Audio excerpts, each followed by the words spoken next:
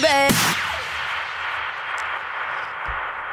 Bonjour à toutes et à tous, nous sommes Laureline et Savannah et bienvenue sur Kik Radio, le podcast qui parle K-pop. Au sommaire, débat, anecdotes, nouveautés et coups de cœur. Pas du tout dans le bon ordre, mais c'était ça. Oh, attends,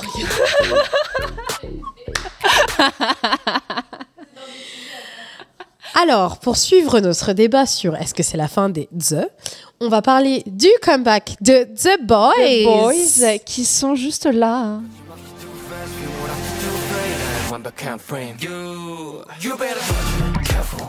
Et bah je préfère vachement mieux ça que Lip. Ouais, que Lip Gloss. Et surtout que tu l'as pas mise, mais il y a la petite partie de Sunwoo. Oui. Avec Hello, my name is what you want, qui est hyper cool. Le clip était très sexy. Ouais. I really liked it. Très bien. Ouais. Bah The Voilà. Boys. Mais pas ma voilà. chanson préférée de The Boys. Non, clairement mais pas moi très non bien. plus, mais très cool. Donc ça c'était notre toute première. Putain, on allait hyper vite là, c'est quoi ça? La toute première nouveauté. Et la deuxième, je te laisse la présenter puisque c'est l'un de tes groupes C'est adorés. Winter With You de XJ.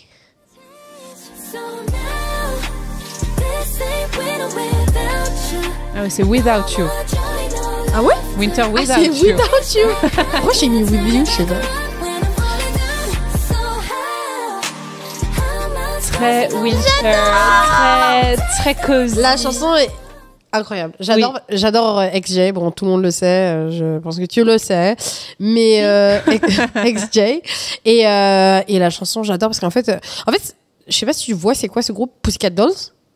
Quand même, oui, si. Ouais, on sait jamais, hein. Ouais, bah, c'est... Et en fait, XJ, beaucoup des prods ressemblent aux chansons des Pussycat Dolls de 2005-2006. Et j'adore. Vraiment. Déjà, Left Right, elle me faisait penser un peu à des chansons genre de Nicole Scherzinger, qui est une des membres de Pussycat Dolls. Mais celle-ci aussi, ça fait vraiment, R&B américain des années 2005. J'adore cette vibe un peu nostalgique. Ouais. C'est trop mon style de loveuse. Non, c'est ça. Non, mais j'avoue, j'aime beaucoup la sonorité. Leurs voix sont très belles. Elles sont top. Donc ouais, très jolie chanson de Lover pour chiller. On va passer au Coup de cœur. et je vais commencer avec la nouvelle de DPR et Yann, qu'elle est juste ici et c'est Don't Go Insane.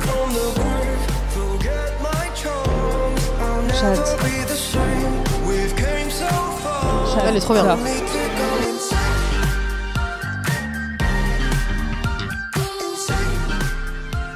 DPR, Yann, Kristen, je ne suis pas mariée.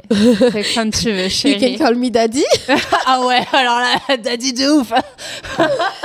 Mais sache qu'on passe cette chanson tout le temps. Ah ouais? Café. Ouais, parce que Vous avez de très bons on goûts. l'adore. Ouais. Et je trouve que c'est un de ses meilleurs comebacks à Yann. Donc je suis très contente. Ouais. Yann qui faisait partie de C-Clown en fait, pour Ouais. les gens qui ne savent pas. Un jour, faudra qu'on en parle de C-Clown. Hein. Ouais, J'ai vraiment des choses à dire sur ouf. C-Clown. Mais ouais, j'adore DPR Yann. Il est génial parce que c'est pas juste DPR. DPR Yann, je l'adore. Et là, j'ai vu aussi sa vidéo. C'est avec BuzzFeed, je crois, les Thirsty. Ah, Thirsty Tweets. Mais lui, il a mon tellement de Thirsty Tweets en plus. Ah bah, je Mon Dieu. comprends. Mais waouh. Donc j'adore ce bonhomme. J'adore cet homme-là. Donc, Tu sais que c'est trop drôle parce qu'on dirait que tu dis j'adore ce bonhomme, mais pas sa musique. Enfin, genre, pas sa musique, j'adore mais son corps, mais pas sa non, musique. j'aime beaucoup son côté artistique aussi. Parce que concrètement, on parle de la chanson là. On parle de la chanson est vraiment bien. La chanson est très bien, allez écouter, donc Don't Go Insane. Quel est ton coup de cœur, Savannah? J'ai l'impression que ça va devenir leur émission. En fait. Alors, mon coup de cœur, c'est Goat de One Pact. Donc, j'ai déjà parlé d'eux avec la chanson Rushing to You. C'est un peu mes nouveaux chouchous. J'avais dit dans le dernier podcast que si vous aimiez des groupes qui ont des sonorités second gen, tout particulièrement des chansons similaires à Beast, je vous recommandais d'écouter One Pact. Donc moi, mon coup de cœur de cette semaine, c'est vraiment Goat, parce que la chanson, vraiment, on dirait une chanson de la second gen. Je l'adore, mais vraiment, je l'adore. Je ne peux pas m'empêcher de streamer One Pack. Aujourd'hui, ce groupe n'a que 86 000 followers. Donc, n'hésitez pas à aller les follow et à les soutenir, parce que je ne laisserai pas ce groupe flop, concrètement. Je ne laisserai pas ce groupe flop. C'est pour ça que j'invite tout le monde à streamer leurs chansons. Voilà. Et bah, déjà, Et on va passe sur vous inviter à rester pour écouter, du coup, Goat la pause de musicale. One Pact. Et quel va être notre débat d'aujourd'hui? Aujourd'hui, on va parler de est-ce qu'il faut aimer la Corée du Sud pour être fan de K-pop? À tout de suite. 아름다운 널 지킬 자신 있어 watch me Maybe you feel like this Call me God Call me God Call me God once you get down Come and get it now, come and get it now Come and get it now, come and get it now Make you feel the greatest of all time Come and get it now, come and G-O-A-T De retour sur Kik Radio.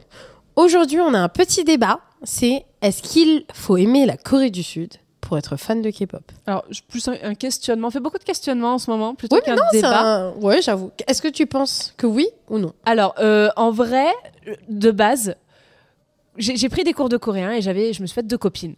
Et Et moi, j'ai toujours eu envie d'aller en Corée et par la K-pop. Moi, je parle avec elles et direct, la première question que je leur pose quand on fait connaissance, c'est qui votre groupe préféré? Ah, on n'écoute pas de K-pop. Comment? Et elles me disent non, on n'écoute pas la musique coréenne, enfin la ouais, mais K-pop. ça, moi, je pense que tu Et- peux aimer la Corée sans aimer la K-pop. Ouais, mais justement, et moi je me dis, mais déjà, est-ce que ça c'était possible?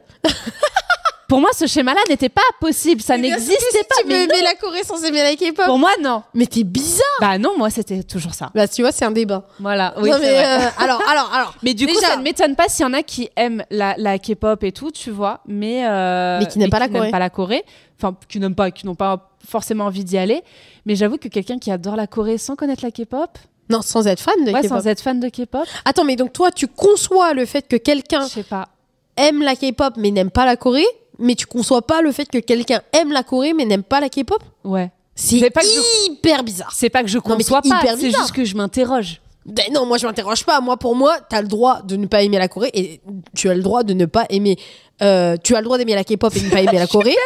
Tu as le droit de ne pas aimer. 1, 2, 3. Pour moi, tu as le droit de ne pas aimer la Corée mais aimer la K-pop, d'accord? Être fan de K-pop et ne pas aimer la Corée. Et tu as le droit d'être fan de la Corée et de ne pas aimer la K-pop. Bien sûr, je Les t'avais dit deux que t'avais sont- pas le droit. Non, bien sûr, mais pour moi, c'est totalement normal.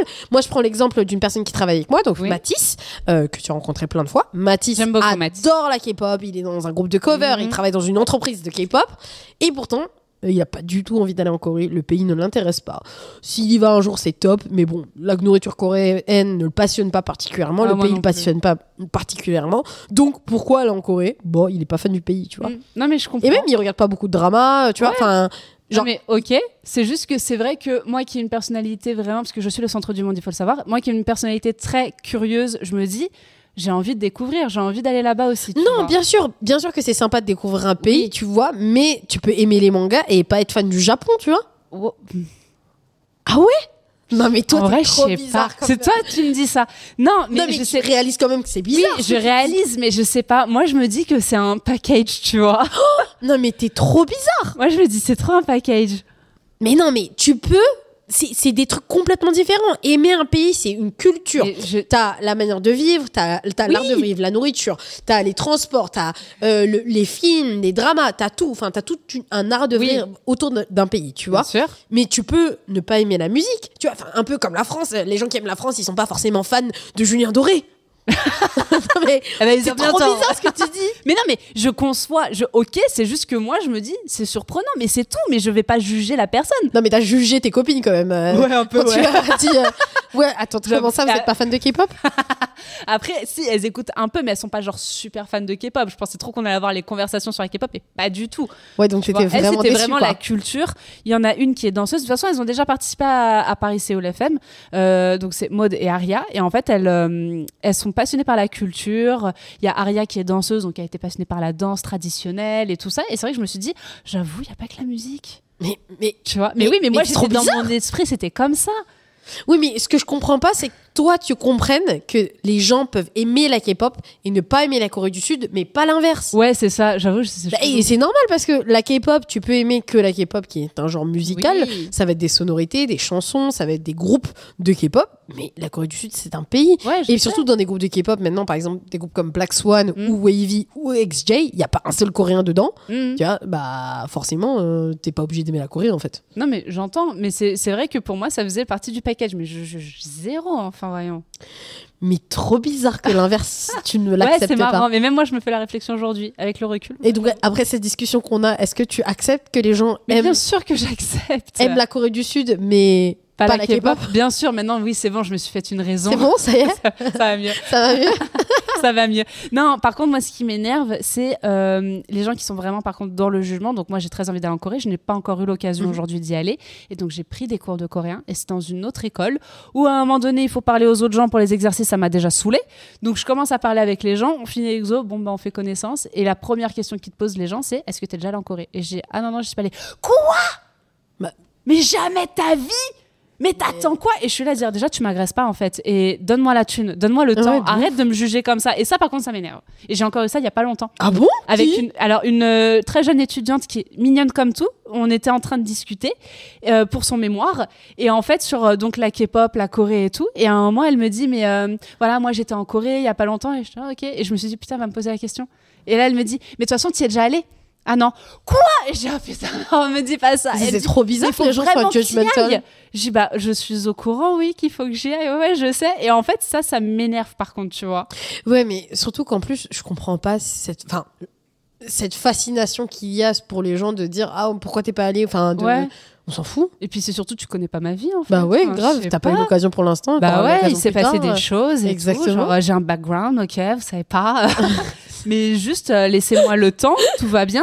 Mais ça, par contre, c'est vraiment très énervant. Ouais, mais moi, tu vois. Et imagine même, c'est par exemple, corrélé. je voudrais pas aller, comme Mathis, je voudrais pas aller en Corée. Imagine juste, j'aime la musique, j'aime la langue, mais j'ai pas envie de mettre un pied là-bas.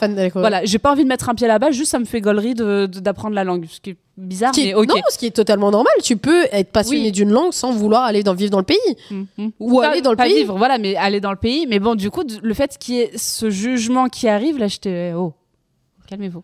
Ouais, je comprends. J'ai pas jugé mes potes par contre là-dessus. Non, je sais, mais tu vois, moi, c'est comme, ce que je trouve malsain, c'est qu'il y a cette fascination aujourd'hui sur les réseaux sociaux, pour revenir sur ce que tu dis, par rapport au fait de vivre en Corée, par rapport au fait d'aller en Corée, de faire des trucs en Corée, parce que il y a un moment, moi, sur mes réseaux sociaux, mon feed, c'était que ça, c'était le dernier photo bouffe en Corée, le dernier coffee shop.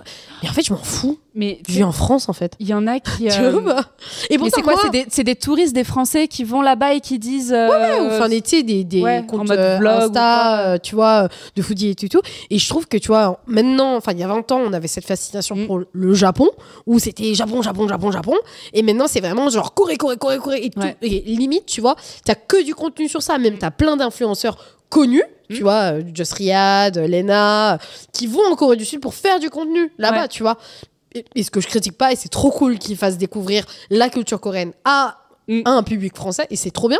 Mais je pense qu'il y a ce truc de une énorme hype. Ouais.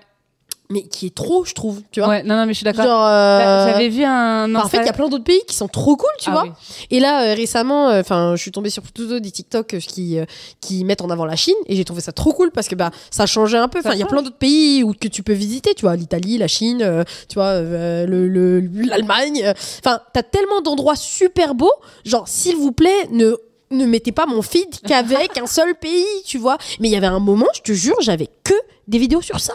Non, mais je suis d'accord, mais j'étais tombée sur un Instagrammeur qui fait beaucoup de sketch, beaucoup d'humour, et ça me faisait mourir de rire. Là, il se mettait dans la peau d'un influenceur en Corée, français, qui genre vit en Corée et tout, et qui dit, je vais faire un test de dégustation d'eau en Corée, et vous allez voir. Et tu le vois boire, il fait, ah ouais, non, mais ça n'a rien à voir. Non, mais la France, boue, quoi. Franchement, on a trop à apprendre d'eux. Vraiment, mais la Corée, ils sont là, quoi. Mais c'est incroyable. Jure. Et en fait, c'est que des trucs comme ça où tout le monde dit, la Corée, c'est mieux, c'est mieux. Et c'est pas vrai, en plus. Alors, j'y suis jamais allée pour le coup. Ouais, mais moi, c'est ça que j'aimerais raconter, tu vois, c'est que quand moi je suis rentrée, et là, j'en ai beaucoup parlé avec mes proches. Moi, là, c'était la 5e fois que j'y allais, ok. Oui, bah ça va, c'est bon. Non, mais d'accord, mais juste, c'était la 5e fois, je me suis dit, waouh, la France, c'est tellement mieux. Tu vois, vraiment, déjà l'année dernière, quand j'y étais allée, je me suis dit, la France, c'est quand même un peu mieux, tu vois. J'ai hâte de rentrer à Paris. Mais là, la 5e fois où j'y suis allée, j'étais vraiment en mode, waouh, c'était vraiment trop bien pour les vacances. Mais bon, en fait, pour vivre, la France, c'est 1000 fois mieux. Ouais. T'as aucune sécurité sociale pour quand t'es une meuf. Genre par exemple, là, j'ai une copine qui est enceinte. Il lui donne 100 € quand elle est tombée enceinte, 200 € quand elle va donner naissance. La prime naissance en France, c'est 950 €. Okay. Pareil, il n'y a pas de fruits et légumes. Tu peux acheter des fruits et légumes, mais 4 pommes, c'est 10 € les amis. Après, ça dépend où tu vas, mais c'est difficile de trouver des fruits et des légumes. Les légumes qui vont être très disponibles, ça va être le kimchi ou le soja. Mais sinon, c'est très difficile de manger des fruits et des légumes là-bas parce que c'est coûteux. Et t'as plein de trucs qui sont moins bien, c'est plus pollué qu'en France. Ouais. Moi, il y a plein de trucs où je me suis dit, waouh, en fait, on a trop de chance de vivre en France, mais on s'en rend pas compte, tu vois. Et je pense que c'est un peu dans cette dynamique-là que les gens te disent, oh, comment ça, t'es jamais allé en Corée, tu vois. C'est ça. Ouais, mais en fait, non, les gars, je peux ne jamais aller en Corée parce que limite, je préfère la France, tu vois. C'est clair. Faut me laisser. Ou j'ai envie de visiter d'autres pays avant ça même. Enfin, je sais pas, c'est pas dans mon top list de pays à visiter, mais de ouf. Moi, j'ai trop envie d'aller en Autriche là. Ah, c'est très la bien. Vienne. Ouais, ah, c'est très beau Vienne. Je l'ai fait cet été. Ouais, c'est très joli. C'est très très beau. Mais je comprends ceux qui sont fans de les dramas, la K-pop et tout, mais qui n'ont pas envie d'y aller. L'inverse, voilà. L'inverse, je comprends pas. Bon, mais je sais pas. Mais il y a zéro obligation. Enfin, je sais pas. C'est pas parce que, le Japon, c'est pas parce que t'aimes les mangas que t'as envie d'aller au Japon, quoi. Ah ouais, mais voilà. Non, mais c'est vrai. Oui, donc c'est marrant que... J'aime beaucoup les Vikings. Non, si, j'ai très envie d'aller en Norvège. Et tout. Donc toi, tous les gens qui sont fans du Japon, ils devraient aimer les mangas? Ou la J-pop? Si on reprend ton raisonnement sur la K-pop, tu vois. Non, c'est juste que moi, j'avoue que maintenant que je vois qu'il n'y a pas que la musique ou les dramas pour les gens, bah, j'aime bien, au contraire, savoir qu'est-ce qui te fait kiffer dans cette culture, quoi. Si par exemple pour le Japon on me dit l'art, j'adore l'art japonais, j'adore ça, c'est très beau et tout, bah trop cool parce que j'avoue moi j'y connais rien, donc explique-moi comment c'est, explique-moi ce que c'est. Que moi dans mes petits a priori de meuf hyper fan de pop culture et qui est là à dire les mangas c'est trop bien et la K-pop c'est trop cool et la J-pop et tout. Voilà, hein, c'est tout un autre univers aussi à découvrir et on n'a pas tous le même parcours et on n'a pas tous la même personnalité et les mêmes goûts, quoi. Exactement, arrêtez de juger les autres. Tout à fait. Point. Et arrêtez de me juger parce que je suis pas allée en Corée. Ça arrive. C'est juste pas tout de suite. On va clôturer le débat. N'hésitez pas à nous dire ce que vous pensez. Est-ce qu'il faut aimer la Corée du Sud pour être fan de K-pop, selon vous, vu que c'est un genre de musique qui vient. Ouais. Là. Et on va passer à l'anecdote. Anecdote? Oui, anecdote. On répond à vos questions. Donc, on avait fait une première partie la dernière fois, deuxième partie. Alors, on a surtout encore du Joy. Quand écoutez-vous de la K-pop? Je n'arrive pas à trouver le temps. Alors, j'avoue que nous, on n'a pas trop le choix pour être un peu à jour avec ce qu'on diffuse ici. Moi, je vous avoue que c'est mon métier. C'est ça. En fait, c'est déjà de base. Donc, j'écoute de la K-pop concrètement de 11h du matin jusqu'à 19h30, tous les jours.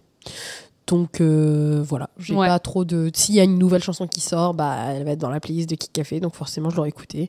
Et aussi, si je n'ai pas vu des MV, concrètement, une fois par semaine, je vais pas vous mentir, je fais un rattrapage de MV où je regarde pendant 1 heure ou 2 heures des vidéos YouTube sur mon écran pour rattraper tous les MV que j'ai pas regardés. Bah, ah ok, génial. Bah, c'est mon taf. Hein. Oui, non mais c'est vrai. Voilà. Bah, j'avoue que moi je m'y mets aussi, souvent j'aime bien travailler quand j'arrive à me lever le matin et je fais pareil un rattrapage de clips, de musique. Ce que moi perso je peux conseiller c'est d'écouter soit dans les transports, soit quand tu marches ou quoi pour aller en cours ou au travail. Il y a des playlists sur Spotify. K-pop On top ou K-pop Rising et en fait c'est toutes les nouveautés c'est mis à jour très régulièrement et là-dessus tu as toutes les petites nouveautés et après tu prends en note celle que t'as kiffé pour regarder le clip derrière. Exactement. Tout simplement. Mais pareil YouTube si tu consommes beaucoup sur YouTube de contenu sur la K-pop ou sur la Corée du Sud, très vite ça va arriver dans ton feed d'avoir les petites nouveautés. Et sinon, bah, suivez-nous, il y a les playlists de toutes les musiques qu'on diffuse sur Spotify et Deezer. Ensuite, ça c'est pour toi Savannah, toujours de Joy. As-tu déjà voulu abandonner le projet Kick Café qui était peut-être trop dur? Non, jamais. Même pendant le Covid, en fait. Non, te connaissant, moi, ça m'étonnerait aussi que tu me dises oui. Donc, j'ai eu l'idée du projet en juin 2019. J'ai commencé à travailler dessus en juillet-août 2019. Ensuite, en mars 2020, il y a eu le Covid, alors que je pensais ouvrir en mai 2020. Ouais. Et pour le coup, je n'ai jamais abandonné le projet parce que j'étais sûre que ça allait marcher. Et que aussi, je croyais en projet et je savais qu'il y aurait des personnes fans de K-pop comme moi qui viendraient au café pour passer un bon moment. Donc, je n'ai jamais pensé que c'était trop dur. Et puis tu repensais à ton toi ado qui avait envie d'un endroit pour justement faire se rencontrer les fans et tout ça. Ouais, et créer le lieu dont je rêvais quand je suis devenue fan de K-pop. Donc j'allais pas abandonner. Donc non, te connaissant de toute façon, non. Ensuite, on finit avec Lys BRB. Comment pourrait évoluer la K-pop dans le futur? PS, continuez comme ça, je vous adore. Oh non, c'est on t'adore. Moi, selon moi, donc on a déjà vu qu'il y a eu une globalisation qui a été vraiment développée de la K-pop. On a de la localisation de K-pop par marché, notamment par exemple 80s en Europe, Card en Amérique du Sud, VAV en Amérique du Sud, Rise et BTS aux États-Unis. On a Twice au Japon, EXO qui était en Chine. Donc on a une vraie localisation de la K-pop. Je pense que ça va continuer. Je pense qu'il y aura des groupes qui vont être destinés uniquement pour la France, uniquement pour les États-Unis, vraiment. Ça va vraiment se développer, cette question de localisation. Et je pense que on va avoir d'un côté des groupes de plus en plus internationaux, à savoir comme Black Swan ou Wavy ou XJ, où il n'y aura plus de Coréens. Mais de l'autre côté, des groupes où il y aura que des Coréens. Ouais. Je pense qu'en fait, il va y avoir un nouveau marché où ça sera que de la K-pop pour les Coréens, à savoir des chanteuses comme IVE, par exemple. IVE, il y a une japonaise, je sais, Rei. Mais on va avoir des groupes, en fait, qui vont être destinés que pour le marché coréen, qui va être, en fait, de la vraie K-pop. Et des groupes qui vont être, comme je disais, localisés, un peu comme Vicha ou Cat Size, avec Dream Academy, qui vont être des groupes en fait complètement internationaux, mais qui auront utilisé la méthodologie K-pop avec des trainees, avec des producteurs de K-pop, avec des producteurs de danse de K-pop. Donc je pense que ça va vraiment s'internationaliser, mais ça va vraiment s'atomiser complètement. Moi, la petite crainte, entre guillemets, que je peux avoir, c'est la saturation du marché. On a tellement de groupes qui sortent c'est déjà le cas, tout le temps. Ouais, mais c'est ça. En fait, j'ai l'impression qu'on va être perdu et qu'il y a des groupes qui vont devoir avoir encore plus d'activités pour pas se faire oublier parce qu'il y a tellement de nouveaux qui arrivent. Bah après, c'est le cas, je trouve, depuis 2018. Depuis la Fourth Gen, il y a beaucoup trop de groupes. Tu trouves qu'il y a trop de groupes? Ouais, il y a 100 groupes qui sortent par an quasiment, et il y en a que 10 qui restent. Ouais, bien sûr. J'ai l'impression que c'est vraiment avec la 5e génération, le ratio, ça sort de plus en plus. Pour moi, c'est depuis la 4e Gen. Ok. Ah ouais, vraiment. C'est depuis la 4e Gen. Tu regardes sur Wikipédia le nombre de groupes qui sortent tous les ans. Depuis la 4e Gen, depuis 2000, enfin même depuis la 3e Gen, depuis 2014-2015, il y a à peu près une centaine de groupes tous les ans, tu vois. J'avais l'impression que c'était beaucoup moins, tu vois. Ah non, c'est énorme. Parce que vraiment. là, je suis vraiment noyée sous les nouveaux groupes qui arrivent. Et fais-toi un jugement sur est-ce que ça va fonctionner ou pas, est-ce qu'ils vont durer. Eux, je les avais oubliés, putain, ils en sont déjà à leur 3e mini-album, mais comment ça se fait que j'en ai pas entendu parler avant? Enfin, il y a plein de trucs comme ça où je me dis peut-être que il va y avoir trop. Ouais, je sais pas. Après, ça peut répondre à chacun. Ouais, Chacun voilà, trouve moi, son pour bonheur moi, dans, je pense dans les groupes, dans la qu'il K-pop. faut qu'il y ait beaucoup de choix, parce qu'en fin de compte, c'est ça qui te permet, toi, d'avoir un groupe que tu aimes bien, tu vois. Mais pour rebondir sur ce que toi tu dis, je pense que maintenant, on a tellement de contenu que tu n'arrives pas à tout consommer. Voilà, tu vois, c'est ça, en fait. Et je pense que c'est ça qui va changer, c'est que la consommation des fans de K-pop vont être complètement différentes, à savoir que les gens vont moins, peut-être, regarder des vidéos sur YouTube ou des contenus exclusifs qu'il va y avoir, et en fin de compte être beaucoup plus dans la sélection de quel groupe je suis, et je vais suivre qu'un groupe. Par exemple, là on est en train de faire une braderie solidaire à Kik Café, et il y a beaucoup de fans qui nous ont ramené du The Boys parce qu'ils étaient plus fans, et on a 3 gens qui ont laissé leur collection complète de The Boys, donc 3 personnes complètement différentes, hein. Et à l'une d'elles j'ai demandé mais pourquoi tu lâches tout ça? Et elle me disait, mais parce qu'en fait, j'ai décidé d'acheter qu'un seul groupe, et ce groupe, c'est TXT maintenant. Oh, wow. Et, j'en ai tout. Et en fait, je pense que les gens vont devenir de plus en plus sélectifs sur quel groupe ils vont stan, quel groupe sur lesquels ils vont mettre de l'argent.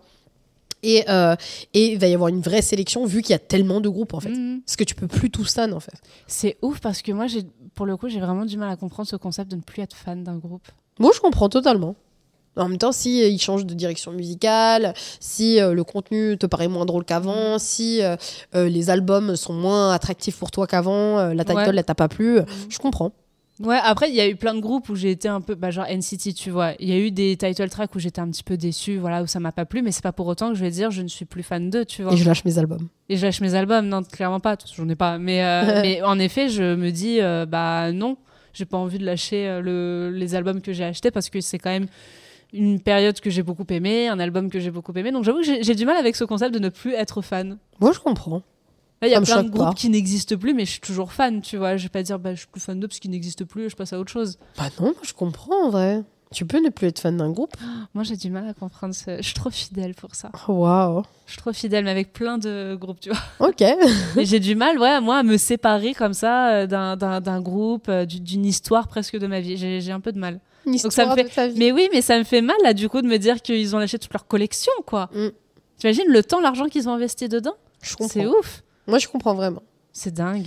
Mais ouais, mais pour le futur de la K-pop, parce qu'on revient sur cette question, je pense que, comme tu disais, il y aura de plus en plus de groupes et ça va s'atomiser en groupes locaux et que il y aura aussi surtout des groupes qui vont faire vraiment que de la K-pop, mais destinés à la Corée du Sud. Ouais. Et moi, je pense que c'est ces groupes-là que je fais stan. T'es pas trop dans ceux qui sont au-delà de la Corée ou de l'Asie en général? Ouais, non, mais moi, j'écoute de la K-pop pour la K-pop en Corée, quoi. Tiens, c'est ce genre de musique-là que j'écoute. Mais tu vois, Card, par exemple, pour toi, c'est de la K-pop? Bah, c'est de la K-pop, mais destinée au marché américain du Sud, tu vois. Ouais, mais ça reste quand même de la K-pop. Ouais, mais Card, j'écoute moins que d'autres groupes, tu vois. C'est pas faux, ouais. Ouais. Mais en tout cas, ce que vous en pensez. Dites-nous exactement. On se retrouve la semaine prochaine avec comme thème l'IA dans la K-pop. Est-ce que c'est une bonne chose? Et nous aurons notre première invitée. C'est Aude. On a hâte que vous écoutiez cet épisode. Et on se retrouve sur les réseaux sociaux. @paris-seoul-FM. @K-pop is for cool kids ou au 12 rue d'Alexandrie à Paris au Kick Café. Et sur YouTube, si vous voulez nous regarder avec Paris Séoul TV. Et comme j'ai pas réussi à le placer depuis plusieurs semaines, donc ça va être notre chanson de fin, c'est Moon Jong-up XOX. Elle est trop bien. Elle est géniale. On se retrouve la semaine prochaine. Ciao. 어둠 속 날 들었대 유일한 달빛 아래 완전히 홀렸어 댄스 멈추지 않아